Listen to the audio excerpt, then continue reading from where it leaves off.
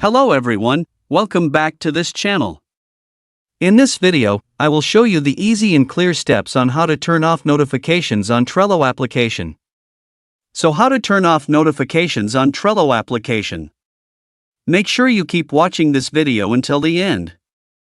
Let's get started right away. Firstly, open the Trello app on your Android device. This is the initial screen of the Trello app. Next, tap New Account at the bottom right of the screen.